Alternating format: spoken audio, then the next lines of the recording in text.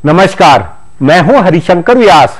विधानसभा चुनाव 2013 में आपका स्वागत है। कांग्रेस शिवराज सिंह चौहान पर तिल पड़ी। रतनगढ़ के मंदिर में भगदड़ से हुई मौतों पर उनका इस्तीफा मांगा गया। दिल्ली में अजय मागर, दिग्विजय सिंह से लेकर कमलनाथ सभी का शिवराज सिंह पर हल्ला बोल था। इससे पता पड़ता है कि मुख्यमंत्रियों के खिलाफ विरोधी पार्टी सीधे हमलावर होगी। रमन सिंह, अशोक गहलोत, शीला दीक्षित पर ज्यादा तल्ख हमले हुए हैं और होंगे। मतलब प्रचार में फोकस मुख्यमंत्री पर बनेगा। कांग्रेस और भाजपा के प्रदेश नेताओं में आरोप प्रत्यारोपों में कोई किसी को बख्शेगा नहीं। भ्रष्टाचार के रिपोर्ट कार्ड बन रहे हैं तो गड़े मुर्दे बाहर निकाले जा रहे हैं। ऐसा होना आर पार की लड़ाई का संकेत है। सचमुच कांग्रेस व भाजपा के नेताओं की आक्रामकता इस बार बहुत मुखर है। आज इस पर फोकस है, पर यह चर्चा बाद में होगी। उससे पहले देखी जाए कुछ चुनावी कानाफूसी।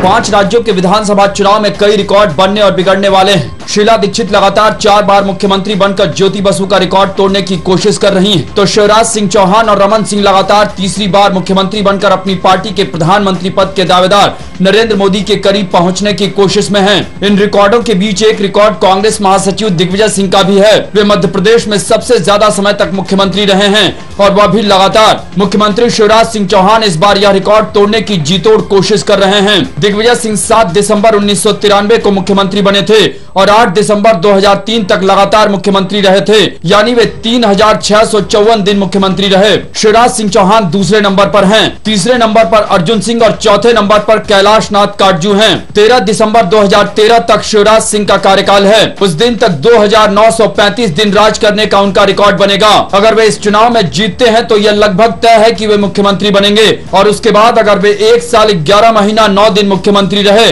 तो दिग्विजय सिंह का रिकॉर्ड टूटेगा। फिर मध्य प्रदेश के 57 साल के इतिहास में वे सबसे लंबे समय तक मुख्यमंत्री रहने का रिकॉर्ड अपने नाम करेंगे।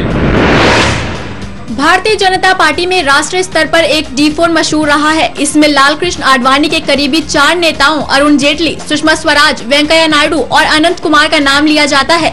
लेकिन इसी तर्ज पर दिल्ली में भी एक नया D4 बन गया है। इसमें विजय कुमार मल्होत्रा, विजेंद्र गुप्ता, हर्षवर्धन और आरती मेहरा को शामिल बताया जा रहा है। भाजपा सूत्रों का कहना है कि दिल्ली के इस D4 ने प्रदेश अध्यक्ष विजय गोयल को भी पूरी तरह से किनारे कर दिया है। ये चारों नेताओं दिल्ली में भाजपा के पारंपरिक वोट आधार पंजाबी बनिया का प्रतिनिधित्व करते हैं। इन्होंने विजय गोयल को प्रदेश अध्यक्ष बनाए जाने का भी विरोध किया था। उनके अध्यक्ष बनने के बाद इन चारों ने उनके हर कार्यक्रम का बहिष्कार किया। खुद गोयल ने भी इन चारों नेताओं को बिल्कुल अलग थलग कर दिया। लेकिन इन चारों नेताओं ने भाजपा आलाकमान और संघ के भीतर लॉबिंग की और ये तय कराया कि इन चारों में से किसी को कमान सौंपी जाए। इसके बाद ही हर्षवर्धन को आगे करने की खबर आई। लेकिन अब विजय गोयल और उनका खेमा भाजपा को निपटाने की राजनीति करेगा। ध्यान रहे, भाजपा इससे पहले विजय कुमार मल्होत्रा, विजेंद्र गुप्ता और हर्षवर्धन तीनों के नेतृत्व में विधानसभा और लोकसभा चुनाव लड़ चुकी है और बुरी तरह हारी है।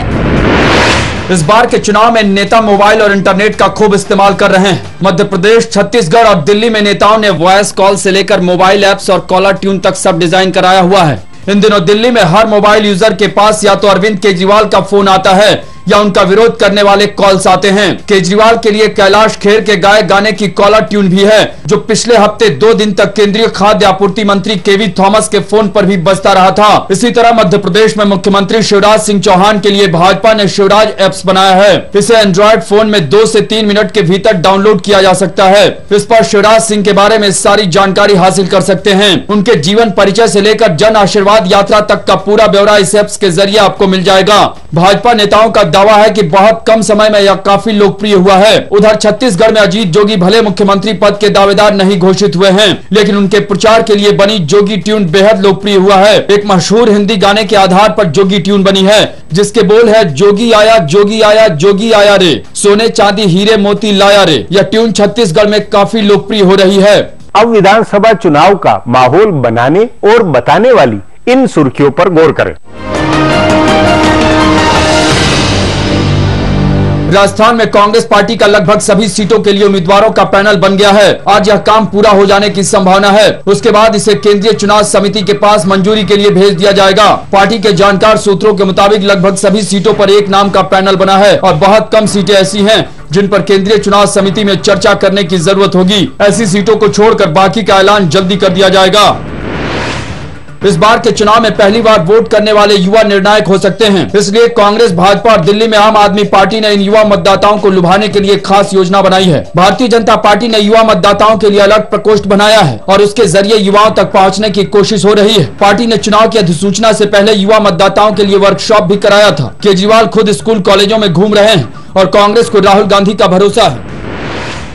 कांग्रेस महासचिव दिग्विजय सिंह अपने बेटे जयवर्धन सिंह को अपनी पारंपरिक राघोगढ़ सीट से चुनाव लड़ाएंगे। चुनाव लड़ने से पहले जयवर्धन ने पूरे इलाके का दौरा किया है। उन्होंने अपने पिता के नक्शे कदम पर राजनीति करने के संकेत दिए हैं। उन्होंने कहा है कि राज परिवार से जुड़ा होने का तमगा उनको बहुत परेशान करता है। इसी तरह दिग्विजय सिंह भी राज परिवार का चोंगा उतार कर गरीब, दलित, आदिवासी और अल्पसंख्यक की राजनीति करके प्रदेश की सर्वोच्च कुर्सी तक पहुंचे थे। दिल्ली में 4 दिसंबर को मतदान होना है, इसलिए बीजेपी के नेता दिल्ली में उम्मीदवारों की घोषणा को लेकर बहुत ज्यादा उत्साहित नहीं है। इसलिए घोषणा थोड़ी देर से होगी, लेकिन उससे पहले कहा जा रहा है कि पार्टी ने अपने करीब 50 उम्मीदवारों को चुनाव क्षेत्र में जाकर काम करने के संकेत दे दिए हैं। इनमें सभी दिग्गज नेता शामिल हैं। तभी विजय कुमार मल्होत्रा से लेकर विजय गोयल, विजेंद्र गुप्ता, जगदीश मुखी, आरती मेहरा और हर्षवर्धन आदि अपने अपने क्षेत्रों में घर घर जाने लगे हैं। छत्तीसगढ़ के मुख्यमंत्री रमन सिंह न अपनी सीट बदलेंगे और न एक से ज्यादा सीट से चुनाव लड़ेंगे। उन्होंने राजनांदगांव से ही चुनाव लड़ने का ऐलान किया है। कांग्रेस ने इस सीट से माओवादी हमले में मारे गए अपने नेता उदय मुदलियार की पत्नी अलका मुदलियार को उम्मीदवार बनाया है। अलका मुदलियार को उम्मीदवार बनाने के बाद कांग्रेस के अजीत जोगी ने कहा कि अब रमन सिंह को शहीद की पत्नी के खिलाफ चुनाव नहीं लड़ना चाहिए, पर रमन सिंह ने इसे खारिज कर दिया है। उन्होंने कहा है कि अलका उनकी बहन की तरह है और चुनाव व्यक्ति नहीं पार्टियां लड़ती हैं। अब एक ब्रेक है, उसके बाद चुनावी खुलासा होगा।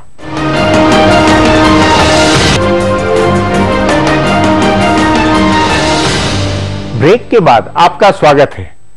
शिवराज सिंह चौहान, रमन सिंह या अशोक गहलोत कुल मिलाकर टकराव की राजनीति नापसंद करते हैं, लेकिन इनके खिलाफ विपक्ष ने जो हल्ला बोल किया है उससे प्रचार के वक्त की तल्ख तैयारियां जाहिर हुई है।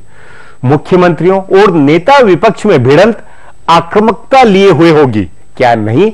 इस पर आगे चर्चा करें, उससे पहले देखें यह चुनावी खुलासा।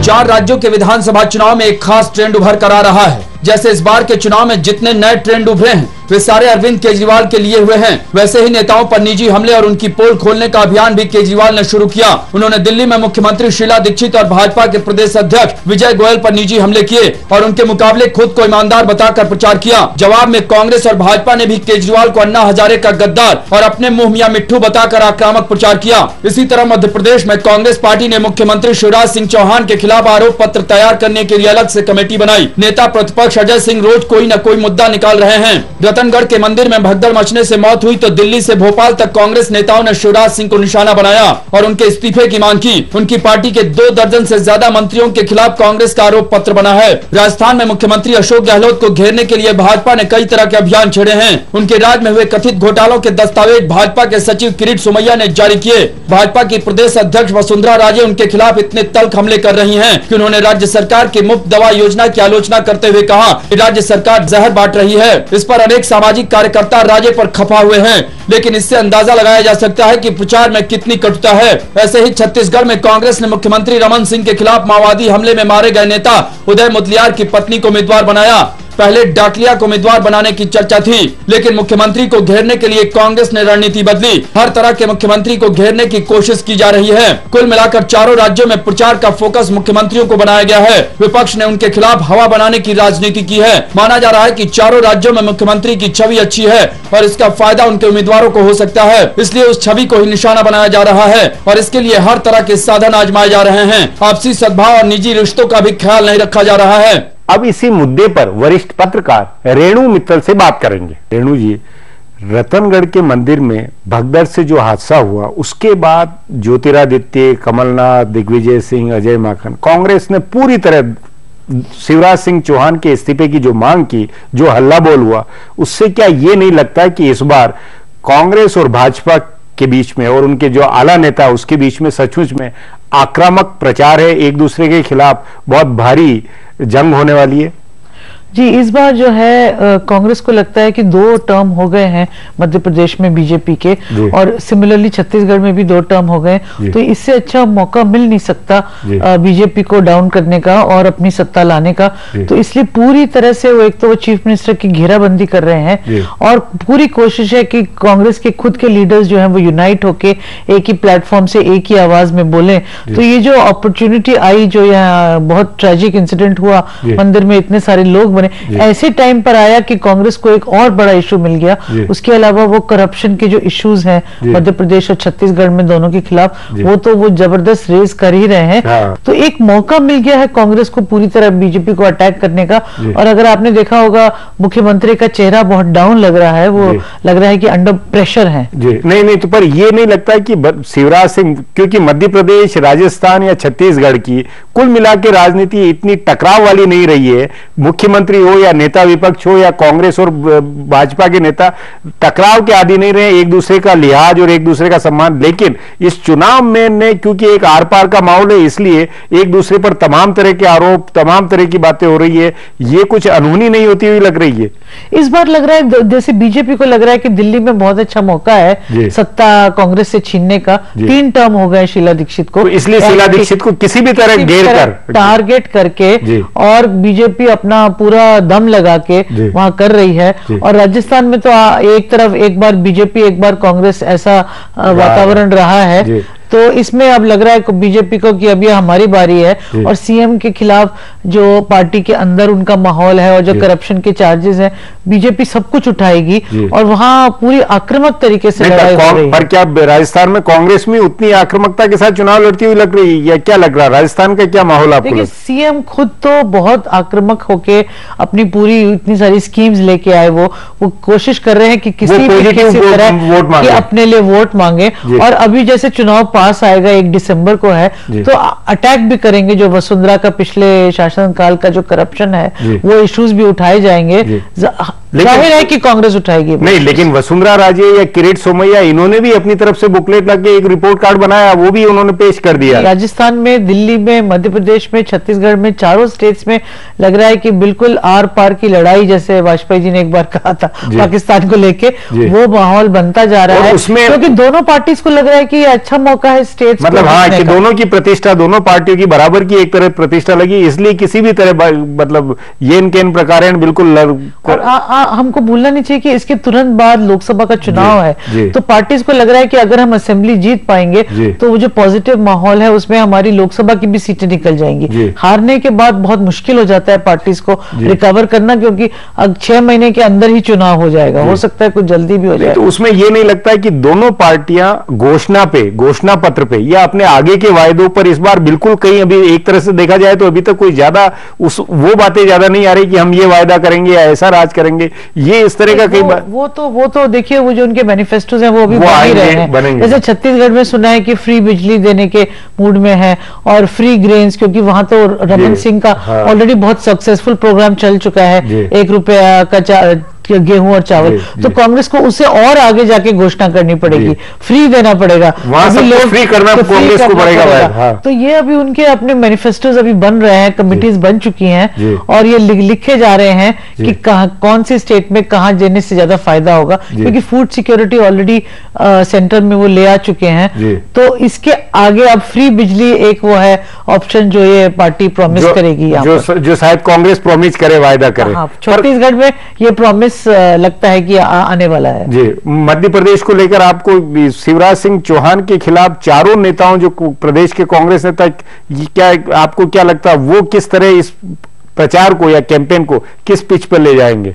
कांग्रेस अपना पूरी ताकत से मध्य प्रदेश का चुनाव इस बार लड़ रही है, और टिकट डिस्ट्रीब्यूशन में भी यही हो रहा है। जी रेणु जी, अब एक ब्रेक लेंगे, ब्रेक के बाद बातचीत जारी रखेंगे।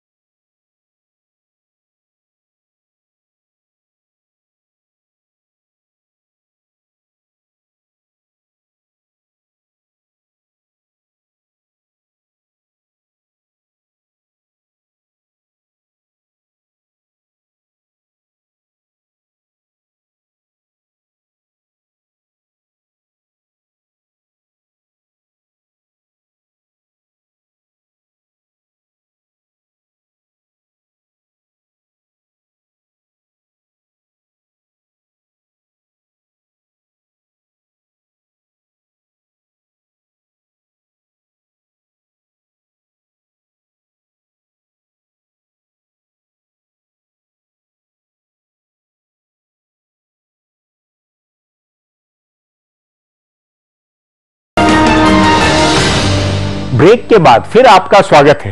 कांग्रेस ने शिवराज सरकार का चिट्ठा बनवाया है तो भाजपा ने अशोक गहलोत के खिलाफ किरीट सोमैया से दस्तावेज रिलीज कराया। मतलब चारों राज्यों में आला नेताओं की पोल खोलने का सिलसिला चला हुआ है। इसी पर अब आगे और बातचीत करते हैं। रेणु जी, चारों प्रदेशों में नेताओं और पार्टियों के एक दूसरे पर आरोप प्रत्यारोप या हल्ला बोल की बात तो अपनी जगह होती हुई लग रही, लेकिन बावजूद इसके प्रचार के बिंदु आपके अनुसार दोनों पार्टियों के या एक दूसरे के खिलाफ क्या बिंदु बनते हुए निकल के आते हैं? देखिए, बीजेपी जो है जहां तक दिख रहा है वो जो सेंटर में इश्यूज रेज किए प्राइस राइज और करप्शन के, उसको और आगे बढ़ाएगी, क्योंकि वो वहां से वो लिंक उनका लोकसभा का भी जुड़ेगा, जिस तरह से वो टारगेट करेगी। कांग्रेस अपने पॉजिटिव अचीवमेंट्स, दिल्ली में बहुत डेवलपमेंट हुआ है, शीला दीक्षित का जो चेहरा है उसको लेके आगे बढ़ेगी। और जहां तक कि किसी का पोल खोलने का सवाल है, आजकल टेलीविजन के जमाने में सब कुछ लोगों के सामने है 24 घंटे, तो बहुत कुछ तो बाहर आ चुका है और बहुत कम रह गया है कि जो लोगों को मालूम नहीं है। पर किस तरह से पॉलिटिकल पार्टीज इसको प्रोजेक्ट करती हैं, कैसे लीडर्स को टारगेट करते हैं और कैसे अपने पॉजिटिव वायदे, ये इसका भी थोड़ा टू सम एक्सटेंट इंपैक्ट होता है। नहीं, लेकिन ये नहीं लगता है कि चारों जगह अगर देखे जाए तो कांग्रेस के नेता हों या भाजपा के नेता हों, भाजपा के कांग्रेस के दोनों, चारों नेता आजमाए हुए हैं चारों राज्यों के अंदर।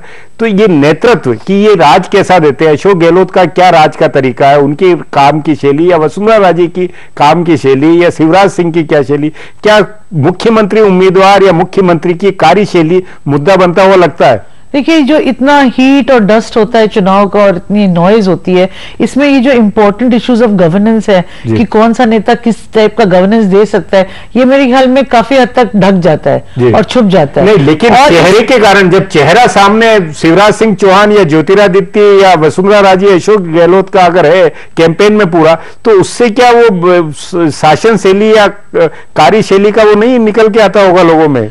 मेरे ख्याल में ये नेता लोगों की याददाश्त भी काफी शॉर्ट टर्म है, वो कई चीजें भूल जाते हैं। जिन चीजों को लेके वसुंधरा से नाराजगी थी, वही लोग अब वसुंधरा को पसंद कर रहे हैं कि उनको वापस शासन में लाना चाहते हैं, क्योंकि जो अशोक गहलोत को देखा है 5 साल, वो लगा उनको कि शायद इससे अच्छी ये फिर साबित होंगी। तो इस तरह से मैं कहती हूँ कि लोगों की मेमोरी शॉर्ट है, वो पूरी तरह से याद नहीं रखते। लेकिन रमन सिंह की एक इमेज, रमन सिंह की कार्यशैली या अजीत जोगी की कार्यशैली या दिग्विजय सिंह का अंदाज काम करने का, राज करने का, या शिवराज, ये बड़ा अपने आप में फैक्टर नहीं बनता हो, मतलब मनोवैज्ञानिक तौर पर? हाँ, कुछ लोगों के बीच में और कुछ पॉपुलेशन के बीच में, पर क्योंकि नए नए मुद्दे सामने आ जाते हैं, जैसे कि प्राइस राइज इस समय बहुत बड़ा, मतलब वो राष्ट्रीय मुद्दे या बड़े मुद्दे ज्यादा जो आम जीवन को, ये लोकल भी इश्यूज हैं, लोकल करप्शन है, लोकल प्राइस राइज है, लोकल जैसे फार्मर्स अपना जो क्रॉप मध्य प्रदेश में खराब हुआ है, वो कह रहे हैं कि स्टेट गवर्नमेंट हमको और मुआवजा दे। स्टेट गवर्नमेंट कह रही है कि नहीं, हम नहीं दे सकते। और तो ये जो फार्मर्स के इश्यूज हैं, लोकल इश्यूज हैं, ये भी काफी हद तक ये भारी पड़ जाते हैं। क्योंकि नवंबर के महीने सबसे ज्यादा प्रचार होगा, फोकस होगा। क्या ये मुख्यमंत्री और बड़े नेता किधर जाते हुए, वो प्रदेश के मुद्दे उठाते हुए लगते हैं या दिल्ली की राजनीति आ जाएगी वहां भी? देखिए, बीजेपी को तो सूट करेगा कि सेंटर की पॉलिटिक्स जो करप्शन है उसको, दिल्ली की राजनीति आ जाए, दिल्ली के राष्ट्रीय मुद्दे हावी हो। कांग्रेस चाहेगा कि हम उसको अपना जो लोकल इश्यूज हैं उस तक सीमित रखें ताकि दिल्ली बचा रहे। क्योंकि दिल्ली में शायद कांग्रेस शिवराज सिंह चौहान और रमन सिंह के खिलाफ ये भ्रष्टाचार और इस पर ज्यादा जोर देते हुए लग रहे हैं। हाँ, इसीलिए तो अपने आप को काउंटर करने के लिए, क्योंकि वहां पर उनको अपने आप को बचाना है सेंटर में, नहीं तो ये अगर ये वाली लड़ाई खुल गई तो ये बहुत दूर तक जाएगी। जबकि भाजपा अपने जहां विरोधी में, वहां वो बिल्कुल जो आम जनता के या जो महंगाई है जैसे कोर इश्यू, इसके ऊपर ज्यादा फोकस करेगी। तो ये कॉन्ट्रडिक्शंस हैं स्टेट टू स्टेट, जहां जो रूलिंग पार्टी है उसके हिसाब से, पर ये तो पॉलिटिक्स का कॉन्ट्रडिक्शन है।